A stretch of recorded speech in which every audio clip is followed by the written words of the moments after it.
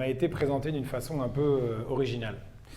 C'est que, comme vous le savez, je suis réalisateur aussi, et que ces dernières années, j'ai passé beaucoup plus de temps à réaliser, à écrire des scénarios qu'à jouer. Je jouais épisodiquement, comme je dis, chez les copains, parce que j'avais envie de tourner dans des conditions qui m'intéressaient, des personnages que j'avais envie de défendre, et la plupart du temps, c'était des gens que je connaissais déjà, des amis réalisateurs qui me proposaient des films, du coup, j'y allais avec grand plaisir. Et donc cette série, en fait, la première fois que j'en ai entendu parler, c'était il y a maintenant presque 3 ans, et on m'a approché pour réaliser la série. Et c'est vrai que sur cette série, il y a beaucoup de réalisateurs qui font du cinéma aussi, qui font des téléfilms et qui, entre 2 longs métrages ou entre 2 téléfilms, viennent réaliser quelques épisodes de la série. Donc c'est comme ça qu'on me l'avait présenté. Et j'étais d'ailleurs partant pour le faire. Et voilà. Et quand j'ai rencontré donc, le producteur Thomas, que je connaissais auparavant, Thomas de Mathéis, évidemment on a évoqué la réalisation, c'était la première des questions. Et on était raccords tous les deux sur le fait que je puisse réaliser quelques épisodes de la série, en tout cas au début de la série. Et puis j'ai croisé et revu Johanna Delon, la directrice de casting à ce moment-là, qui m'a proposé de lire quelques lignes d'un personnage. Et les quelques lignes de ce personnage sont devenues Julien Bastide. Je pense qu'au début, j'en parlerai un jour avec Johanna, avec qui j'ai beaucoup d'affection, mais je pense qu'elle avait quand même une idée derrière la tête au départ. Voilà. Et moi, j'ai tout de suite dit à Johanna, tu sais, elle me dit, je sais Jérémy, tu vas réaliser, donc tu ne pourras pas avoir un rôle très important sur la série. Et de fil en aiguille, je suis revenu pour des essais, et puis on m'a proposé le rôle de Julien Bastide. Voilà. Mais c'était pas prévu. En tout cas, c'était pas prévu comme ça. Et voilà. Et quand j'ai découvert le personnage, ce qu'il représentait, son attachement à ses enfants, l'aspect de la transmission était très important pour moi. Et c'est vrai qu'on le retrouve dans mes films aussi, dans ce que j'écris, la transmission, le côté transgénérationnel père-fils est très important pour moi. Donc cet enfant que j'allais adopter au bout de quelques épisodes et reconnaître, plus cet enjeu familial fort et ce dilemme, on va dire, sentimental, amoureux qu'il pouvait vivre, tous ces enjeux forts me faisaient dire que j'ai pas réfléchi beaucoup et j'avais très envie d'incarner ce personnage de Julien Bastide et de défendre ça, voilà, et de défendre ses failles, ses faiblesses, ses moments d'hésitation aussi. Voilà, c'est quelqu'un qui pourrait avoir un côté un peu gendre idéal au premier abord et qui finalement se débat dans beaucoup de choses. Il se débat avec sa mère, qui est pas très simple à gérer, mais qu'il a élevé seul. Il se débat donc dans ces 2 histoires sentimentales qui ont compté pour lui. Et il se débat avec l'adoption de cet enfant qu'il doit justement aussi intégrer à sa famille où il a déjà des jumeaux. Donc ça fait beaucoup de choses à gérer, plus une nouvelle boîte qui reprend. Il y avait des choses à régler, quoi.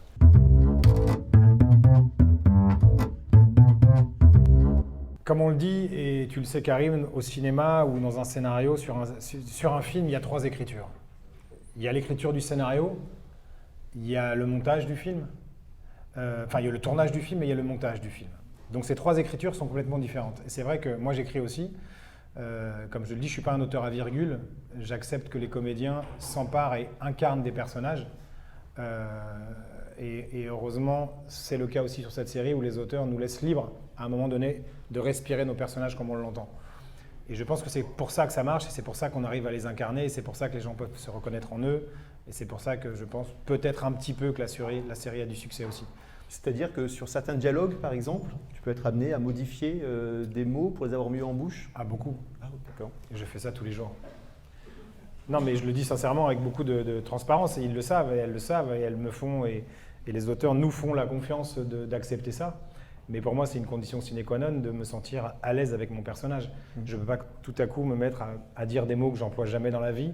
Alors quand c'est attention, je précise, quand c'est un personnage de composition sur lequel vous allez partir pendant 3 mois, un film où le personnage est très éloigné de vous, forcément, là je viens de jouer le rôle d'un sauveteur en mer de la SNSM à 7 sur un bateau, forcément c'était un personnage très éloigné de moi, avec un jargon, un vocabulaire, un champ sémantique qui n'est pas le mien, celui de tous les jours.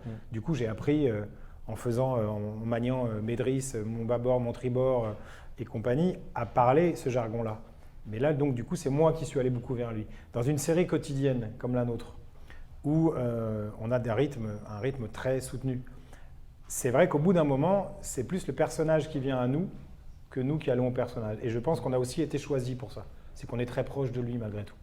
Donc c'est un autre travail qui s'opère et donc c'est pour ça qu'avec les auteurs, ça se fait vraiment dans une relation de confiance où tout ce que l'on peut, parce qu'eux-mêmes, ils doivent sortir un épisode par jour à l'écrit. Nous, on en tourne un par jour aussi de notre côté et qu'à un moment donné, il faut qu'on se fasse confiance dans la manière d'upgrader, d'améliorer toujours ce que l'on est en train de faire. Voilà, donc ça se passerait bien de ce côté-là aussi.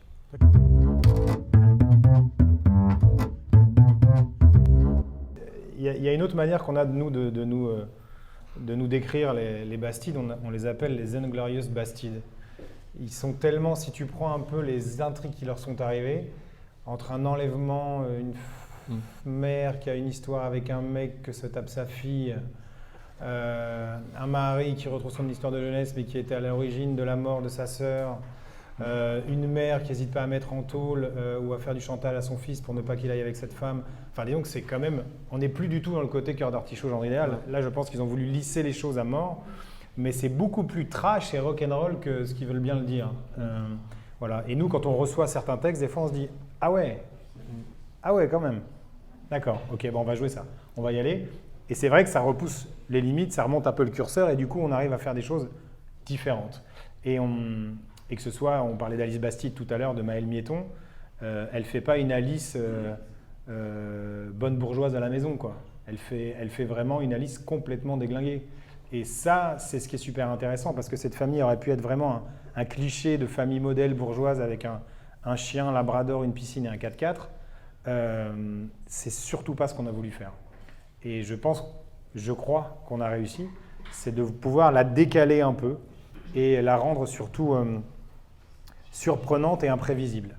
Et que ce soit Mélanie Robert, Auguste Yvon aussi qui joue mes enfants, et évidemment Christelle Labaude qui joue Elisabeth Bastide, on est tous sur ce credo-là. On a essayé vraiment de décaler le curseur et de ne pas se mettre au même niveau que ce qui est que des textes qui nous arrivent d'un coup tout de suite, quoi. Voilà.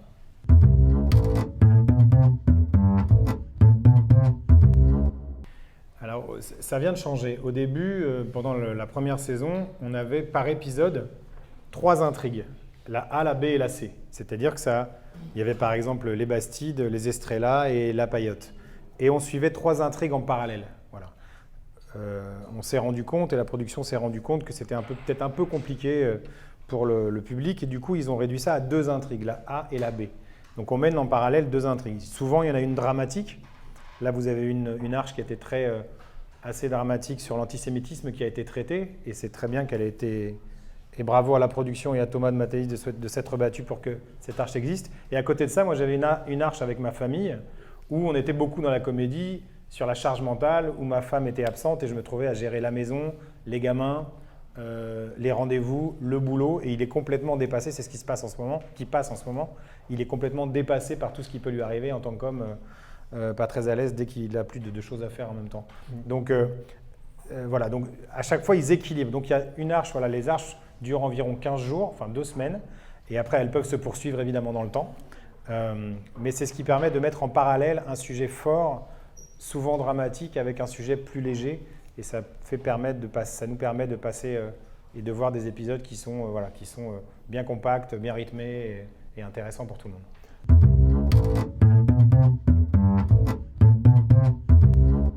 Alors, moi en fait, ce qui s'est passé, c'est que au premier abord, moi j'ai fait le conservatoire, la classe supérieure d'art dramatique en tant que comédien. On m'a jamais donné de choses comiques à jouer. Jamais. Moi, j'ai toujours eu des rôles jeunes premiers, des Molière, des Musset, des Marivaux, des Shakespeare, voilà, des Tchekhov, mais rarement, voire jamais, de textes et de personnages comiques. Pour la première fois, grâce à cette série, j'ai pu jouer quelque chose et prendre beaucoup de plaisir à jouer une situation comique. Et c'est vrai que c'est léger, ça fait du bien. Le début de la série, en plus, était vraiment très, comme je disais tout à l'heure, avec des enjeux forts, des enjeux dramatiques très forts, donc des scènes d'émotion, des situations vraiment impactantes à jouer et à incarner. Là, on est sur quelque chose, sur vraiment de la comédie. Et je le vis vraiment comme ma petite pierre à moi apportée à cette intrigue sur l'antisémitisme. Parce que c'est vrai que j'aurais bien voulu y participer. Et mes partenaires font ça très bien. Mais voilà, je sais qu'il y a besoin toujours d'une respiration. C'est toujours difficile, qui plus est à la télévision, tous les soirs, d'amener chez les gens un sujet dramatique, historique, et un sujet d'actualité. Donc il faut des petits laps, des soupapes de respiration. Voilà. Donc moi, ma partie, mon rôle, on va dire, si on mettait ça sur une équipe de footballeurs, il y a les défenseurs, les attaquants. Là, c'est moi qui était au milieu de terrain et qui faisait un peu le lien entre l'attaque et la défense. Pardon ? Numéro 10 Numéro 10, bah, peut-être pas, je ne suis pas assez prétentieux, mais plutôt 6-8, tu vois, le relayeur, le mec qui relaie parce que... Voilà, mais du coup, c'était une façon aussi de participer à cette intrigue-là et de la défendre, et avec aussi un sujet fort qui est la charge mentale et qui est un sujet aussi d'actualité. Voilà.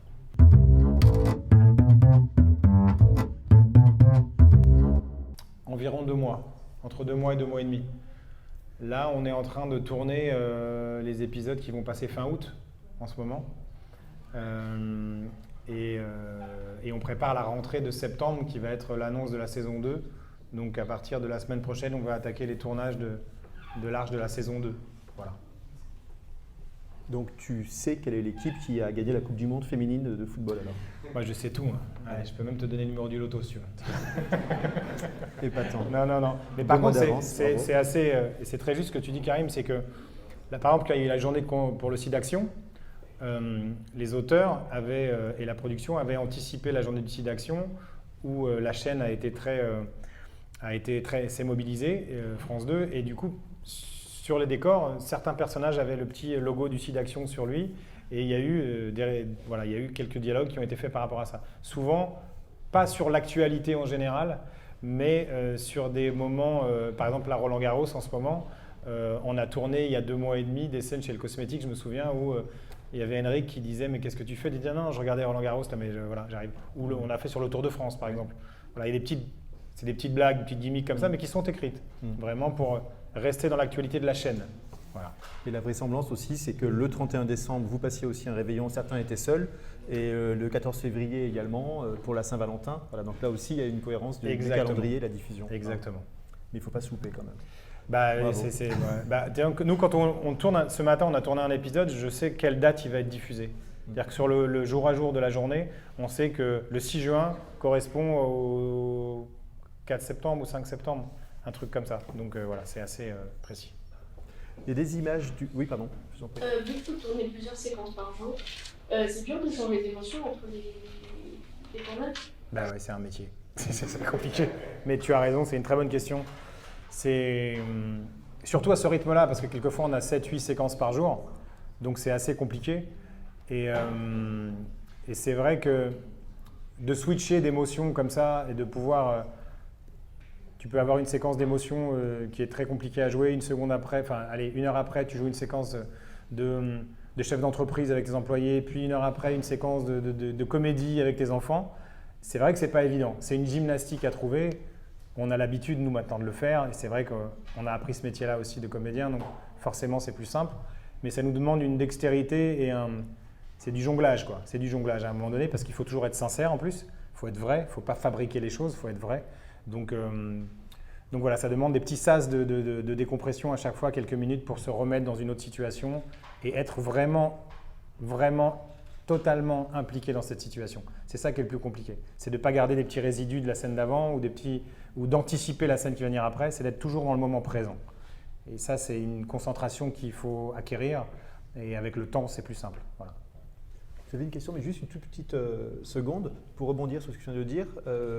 Donc là, on le comprend pour vous qui êtes là tout le temps depuis le début, mais pour ceux qui sont là avec vous le temps d'une journée ou de 2 journées, comment se passe l'interaction avec ces personnes qui se doivent d'être dans votre mouvement Tu l'as dit, mais c'est plus compliqué pour eux.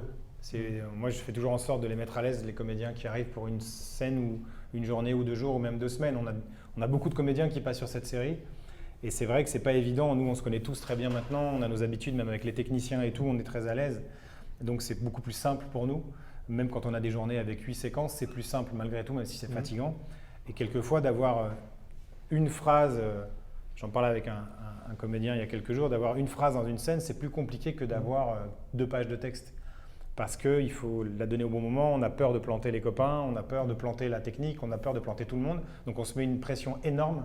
Et quelquefois, voilà, c'est souvent plus difficile pour ces personnes-là. Donc, on fait en sorte, tous les comédiens récurrents principaux que nous sommes, on fait en sorte vraiment de les mettre à l'aise et qu'ils se sentent tout de suite très très à l'aise sur le plateau. On tourne par arche, voilà, on tourne par 2 semaines de tournage sur 10 épisodes sur 2 semaines.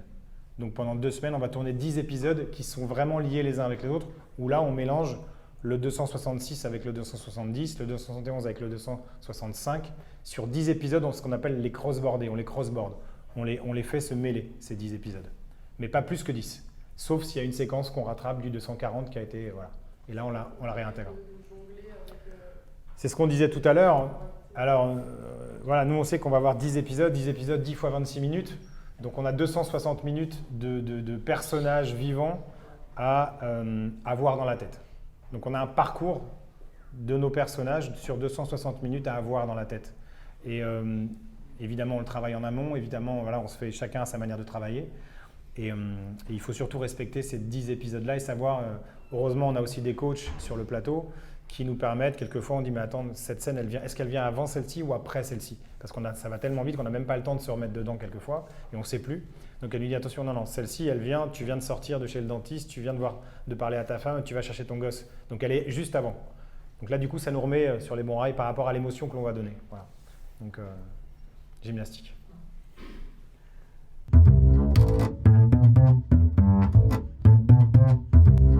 C'est vrai que ce qui est assez remarquable, c'est la part de tournage en extérieur, et notamment dans des lieux qui sont à la fois reconnaissables et puis des lieux qu'on découvre aussi du territoire.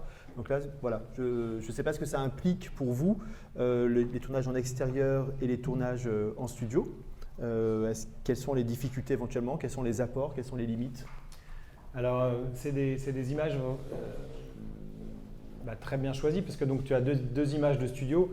Ça, donc, c'est le Café des 13 Vents où on est avec Mélanie en train de tourner une scène de dialogue voilà, à table. Ça, c'est l'appartement, je crois que c'est l'appartement de Mo et Henrik, je crois, mais je ne suis pas sûr. Mais je crois que c'est ça parce que j'y vais jamais. Oui. Ça, c'est la villa Bastide, donc qui est en extérieur. C'est une vraie villa. Donc, on tourne, vous le voyez, avec la lumière du jour. Donc, ça implique forcément plus de temps. Dès qu'on est en lumière du jour et qu'on ne fabrique pas la lumière comme vous le voyez là en studio, ça prend plus de temps parce qu'on a les aléas des fausses teintes, de la lumière qui change, d'un nuage qui passe. Donc forcément, ça demande plus de patience et de travail à la lumière et au cadre. Et là, vous avez l'équipe 3 avec Chris Nahon, donc, qui est au Steadicam là-haut. Chris qui est réalisateur et qui cadre au Steadicam en même temps. Et cette équipe 3, on va dire que c'est l'équipe un peu rock'n'roll. C'est l'équipe qui permet d'aller dans des décors un peu invraisemblables ou compliqués. La plage, la mer, les bateaux. Avec Chris, on est parti sur mon catamaran, on a fait des images au drone, à la Grande Motte et tout ça. C'est des images un peu risquées. Ce matin, on était à l'aéroport de Montpellier avec Chris, justement, Gary et Mélanie et Bertrand Farge. Donc, où là, tout à coup, il fallait gérer des vrais départs d'avion, des vraies arrivées de passagers, des vrais départs de passagers pendant que l'on tournait notre séquence. Donc oui, c'est plus compliqué. En studio, on maîtrise. Il n'y a que nous. Donc c'est plus simple et c'est là où on peut faire plus de séquences. On peut faire 7 à 8 séquences dans la journée. En équipe 2, c'est-à-dire par exemple une Villa Bastide, on peut faire 4-5 séquences dans la journée. En équipe 3, avec des trucs plus compliqués, peut-être qu'on en fait 3-4. Voilà. Et ce qui est assez étonnant aussi, c'est que quand on est à l'intérieur, donc là dans cet appartement-là, il y a vue sur mer. Quand on est dedans, on est aussi dehors. Et ça, je veux bien, si tu en regardant, commenter cette courte vidéo qui nous explique rapidement, alors sans commentaire, mais avec les images, comment effectivement en étant dans les studios, on a cette impression d'être tout le temps dehors, en ayant à la fois des plans de la ville, mais aussi des plans de bord de mer. Voilà. Donc c'est une vidéo qui a été faite par les personnes par la société, les Tontons Truqueurs. Les Tontons Truqueurs.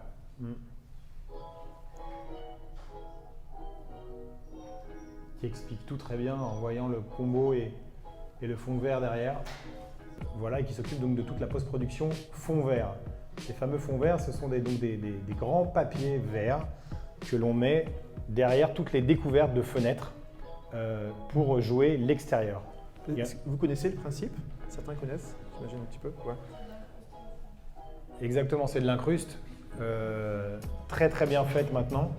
Et il y a des points de tracking. Vous avez les sticles de tracking par rapport à la caméra et qui, avec un logiciel, peut traquer chaque point et donc du coup on peut réintégrer l'image de l'extérieur dans le fond vert.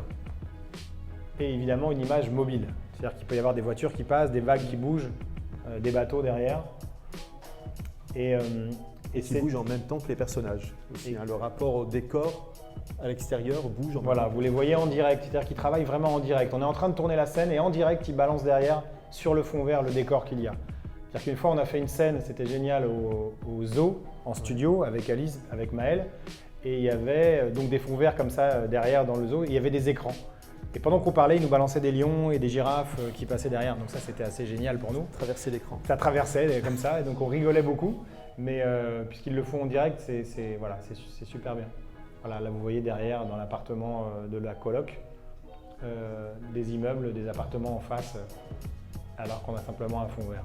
Alors, pendant un moment, ça a été une donnée confidentielle, celle-ci. Bah, aujourd'hui, c'est devenu un outil de communication. Aujourd'hui, beaucoup de gens copient déjà, et tant mieux. Mais c'est vrai que c'était un challenge de pouvoir réussir à faire ça, parce que souvent, tout ce qui est tourné en studio peut vite faire un peu cheap si jamais c'est mal fait. On a la chance que l'équipe déco ait fait un travail hallucinant et que cette équipe de post-production de truqueurs justement arrive à faire ça. Et c'était une des données pour la production de pouvoir réussir ce challenge-là aussi et que ça permettait justement de donner une véracité à cette série dès le départ. Je n'ai pas assisté aux autres interventions, mais peut-être certains vous en ont parlé de cet aspect-là, j'imagine. Hein. Bah, j'imagine que Bruno Romiguière, le chef opérateur, a dû en parler beaucoup, puisque c'est vraiment son domaine de prédilection.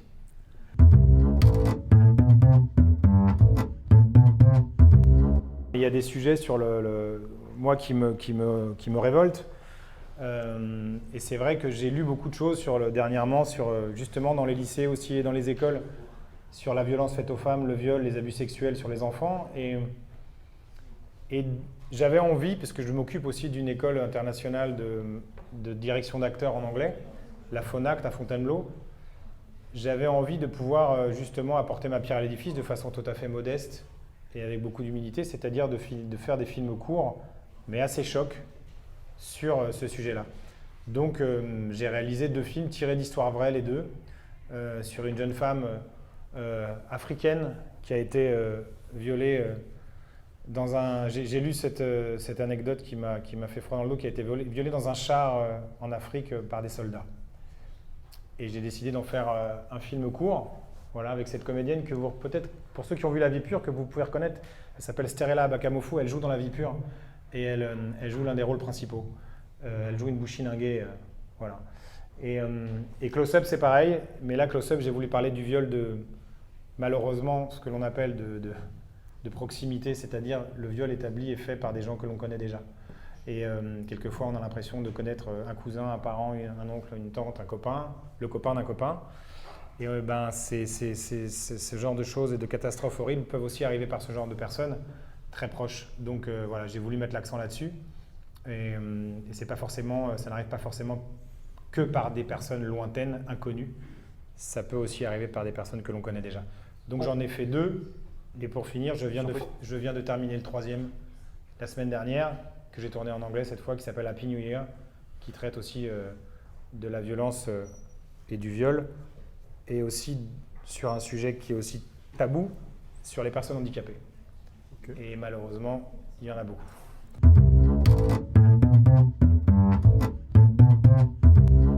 Donc je me trouve en forêt guyanaise où je réalise un dernier court-métrage là-bas. Et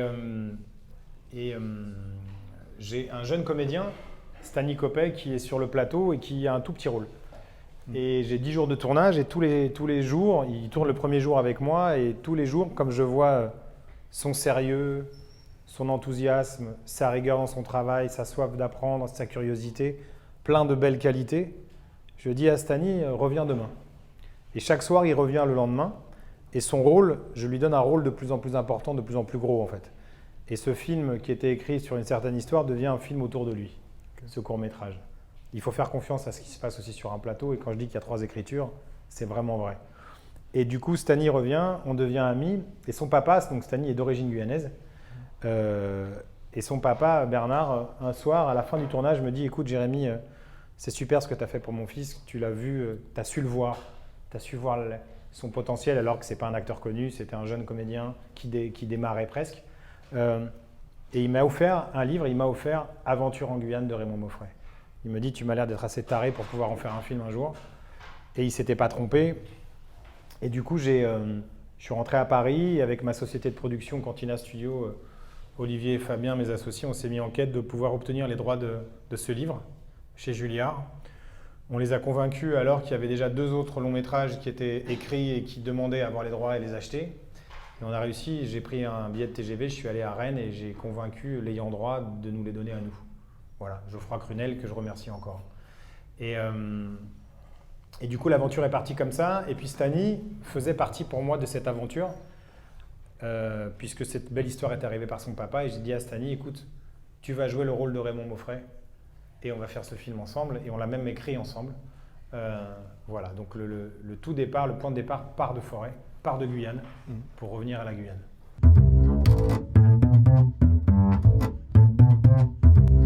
Un film réussi pour moi, c'est quand on arrive à prendre la main du spectateur dans les 5 premières minutes et de lui dire « je vais te raconter un truc, tu vas voir, c'est pas mal, reste assis ».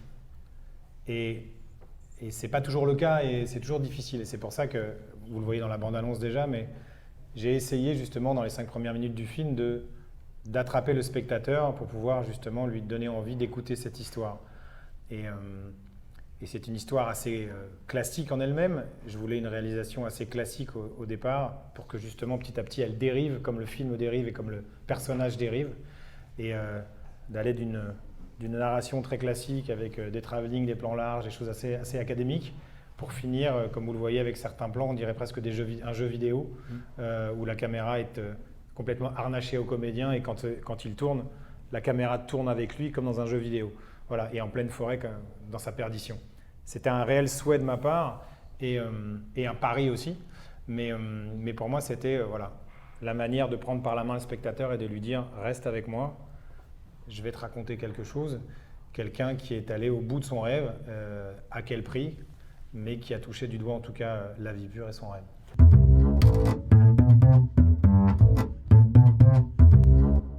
Formation, classe supérieure d'art dramatique de la ville de Paris, donc c'est une école d'État comme la Rue Blanche et le Conservatoire national, avec un cursus de 3 ans.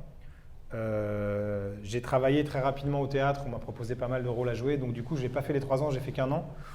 Mais j'ai rencontré une personne extraordinaire qui s'appelle Jean-Pierre Martineau, qui était mon professeur, qui est devenu mon ami, qui a aujourd'hui 89 ans, qui a été le professeur de Juliette Binoche aussi et de plein d'autres.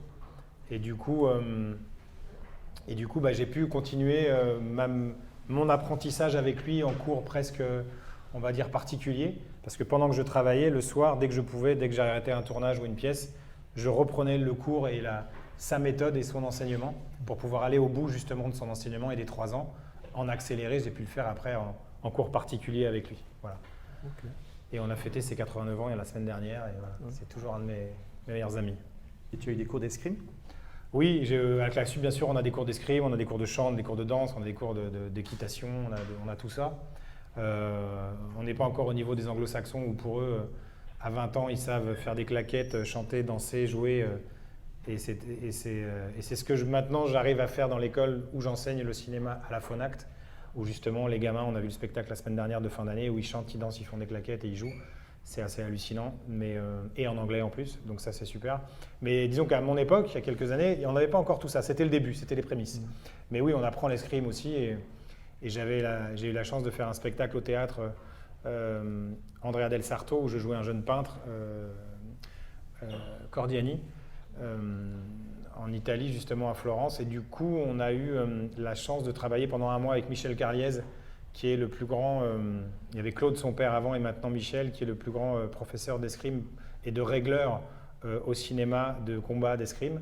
Et c'est lui notamment qui a fait Les Liaisons dangereuses de Stephen Frears avec Keanu Reeves et John Malkovich. C'est lui qui avait réglé ce combat-là. Donc j'ai pu travailler longtemps avec lui et ça m'a permis d'acquérir des bases dont je me sers encore.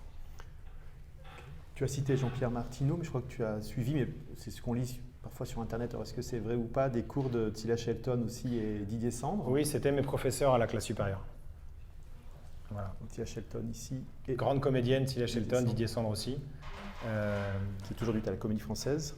Tout à fait. Après, Et Jean-Pierre Martineau, oh, allez, Merci.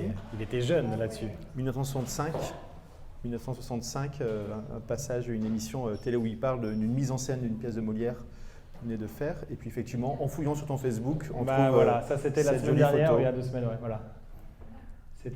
Je l'appelle maestro. C'est un vrai maestro. Il a été l'assistant de René Clément de Visconti. Il a fait des dizaines de mises en scène au théâtre. Il a été aussi en même temps danseur à l'Opéra de Paris. Et ça lui donne justement un rapport au corps. Et moi, j'ai fait 20 ans de boxe anglaise. Donc le rapport au corps, c'était quelque chose de très important. Et ce petit monsieur, quand je suis arrivé à son cours, il arrivait, il me disait alors le boxeur, comment ça va? Et lui était tout en délicatesse et tout ça en finesse, mais il avait la rigueur du travail du corps. Et ça, c'était très important. Et c'est là-dessus qu'on s'est vraiment retrouvés et qu'on a pu devenir, que j'ai pu déjà suivre tout son cursus et qu'on a pu devenir amis justement par rapport à ça.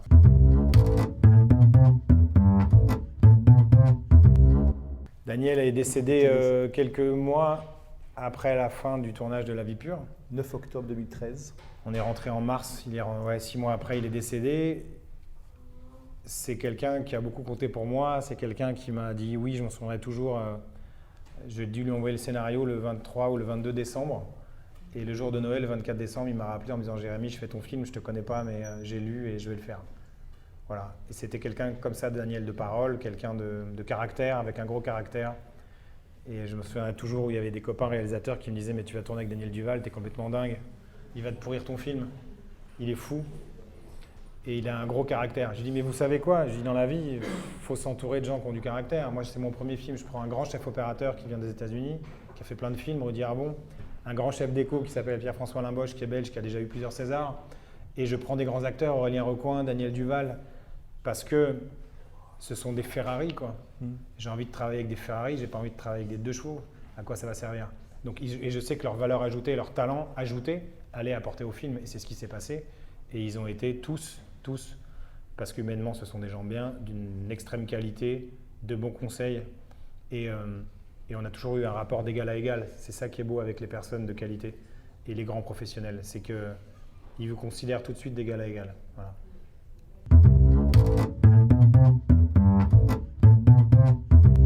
Pour moi, le théâtre, il y a cette notion de troupe. Et le régisseur, l'accessoiriste, la maquilleuse, les comédiens, on est tous à la même enseigne. C'est-à-dire que sans l'un, on ne peut pas faire. On ne peut pas jouer tous les soirs au théâtre ou on ne peut pas tourner un film. Et moi, j'ai toujours eu cette fonction et cette approche des choses, c'est que il faut avoir cette notion de partage et d'envie de partager les choses pour faire ce métier aussi. Sinon, on fait du one-man show, mais même quand on fait du one-man show, on a quelqu'un qui vous éclaire. Oui. Donc, même quand on est un grand mec de one-man show, si personne vous éclaire, vous êtes personne, parce qu'on ne vous voit pas. Et la lumière, ça fait tout. Donc, je pense que quand on a bien compris ça, on voit les choses différemment. Et c'est vrai que le théâtre, déjà, il y a des grands rôles. Déjà, au théâtre, quand vous jouez Tchekhov, quand vous jouez Musset, quand vous jouez Marivaux, quand vous jouez Dostoïevski, il y a des grands rôles par lesquels il faut passer. Et quand vous êtes passé par ces grands rôles-là, forcément, vous arrivez sur un plateau de tournage, vous vous sentez un peu plus en confiance par rapport à votre instrument. Vous le maîtrisez un peu mieux. Et du coup, ça permet aussi de se sentir plus libre parce que cette confiance en soi vous permet d'essayer des choses, vous permet de ne pas jouer serré, comme on dit, de ne pas avoir peur. Voilà. Donc moi, oui, le théâtre m'a permis tout ça. Je suis ravi d'y retourner régulièrement. Voyage pour Enoch, 2009. Ma dernière pièce, voilà, il y a 10 ans presque. Il y a 10 ans. Donc j'ai hâte d'y retourner. Avec mon épouse, avec ma femme, Marie. Ce qu'on comprend aussi en allant sur votre page Facebook. Ah oui, vous travaillez pour quel journal, monsieur? On est correspondant.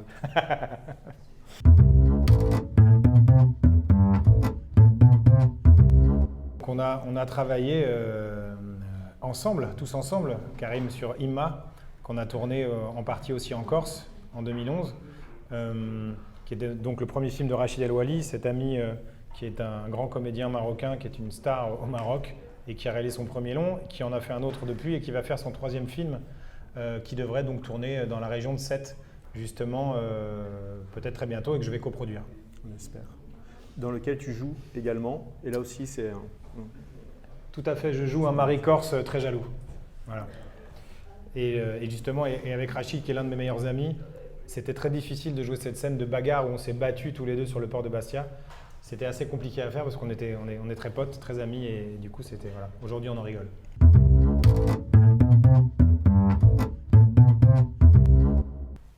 Pour moi, c'est un tout, c'est-à-dire que le scénariste sert le réalisateur sert le comédien sert le producteur. C'est-à-dire qu'au bout d'un moment, tout est lié pour moi. C'est-à-dire que je fais ce métier, je ne me considère pas comme un acteur ou comme un réalisateur ou comme un scénariste. Je me considère, disons que le rôle que je pense avoir, c'est d'être un lanceur d'alerte, un messager. En anglais, il y a un terme on dit go-between. Go-between, c'est aller entre. Le terme français n'existe pas malheureusement, et je trouve que ce côté du messager de aller entre, c'est le passeur. Et moi, je me vois plutôt comme un passeur. Je peux être un passeur dans un si grand soleil en voulant divertir et en divertissant les gens tous les soirs avec beaucoup de plaisir. Je suis un passeur en racontant l'histoire de Raymond Maufray, ce dernier grand aventurier explorateur en 1950 qui disparaît, qui va au bout de lui-même et qui est prêt pour aller au bout de ses rêves, aller au bout de lui-même. Je suis un passeur quand je fais des films malheureusement sur les abus sexuels et le viol.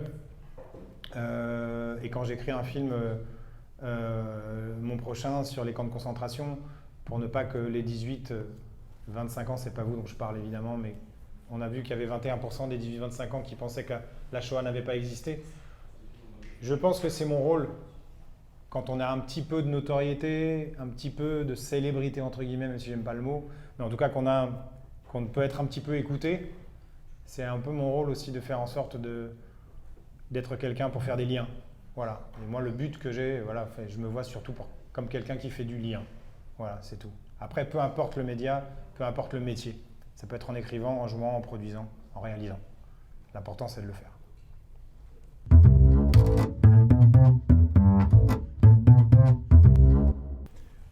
Autre question, éventuellement? Des points qu'on n'aurait pas abordés.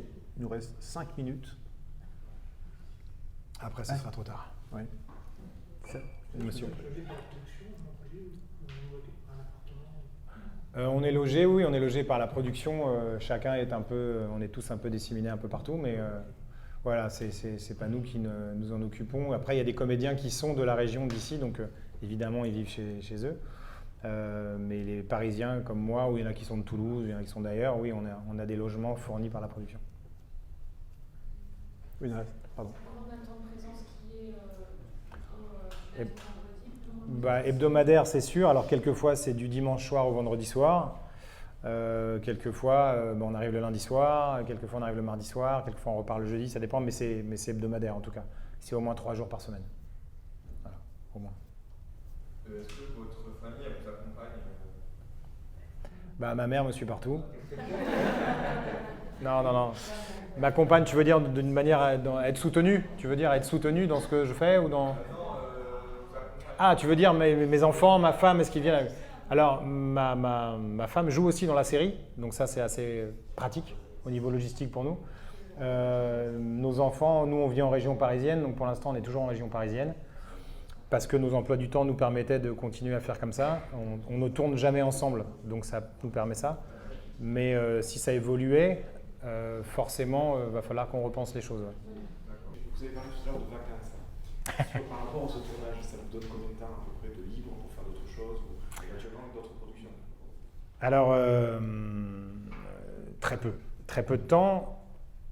Là, par chance, j'ai réussi, parce qu'ils se sont adaptés à mon emploi du temps, à pouvoir tourner un très beau court-métrage sur la SNSM réalisé par Gérard Corporon, qui est un réalisateur qui vit à Sète, qui connaît très bien les bénévoles en mer, et c'était un sujet noble, encore une fois, que j'avais envie de défendre.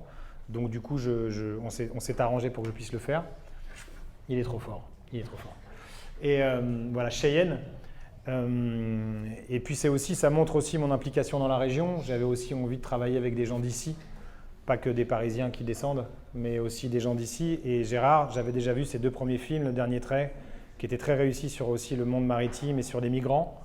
Et je trouve qu'il avait fait un très beau film. Et quand il m'a proposé ce rôle-là, j'ai dit oui tout de suite. Voilà. Après, ça me laisse peu de temps pour faire d'autres choses. Heureusement, je suis en train d'écrire mon 2e long métrage un homme du XXe siècle, voilà, qui traite d'une histoire personnelle, de famille, de mon arrière-grand-père, justement. Et là, je mets à l'honneur la Vendée, cette fois, du côté de ma mère. Donc, j'ai encore le temps de le faire, parce que ça, c'est de l'écriture, même si les journées sont trop courtes. Et puis après, voilà, après, on s'arrangera si vraiment il y a un très beau projet qui tombe. On en parlera ensemble avec la production. Mais moi, le but, oui, je suis très heureux d'être dans cette série, c'est que ça continue, qu'on continue à travailler ensemble. Mais de temps en temps, on a besoin de respirer un peu en allant voir ailleurs pour revenir encore plus fort et encore, voilà, parce qu'il faut faire des allers-retours pour pouvoir être heureux là où on est. Et surtout pour amener un nouveau souffle à chaque fois. Voilà. 15h44, on peut terminer. Il reste 1 minute. Le temps de t'applaudir et te remercier. Merci Karim, merci à vous.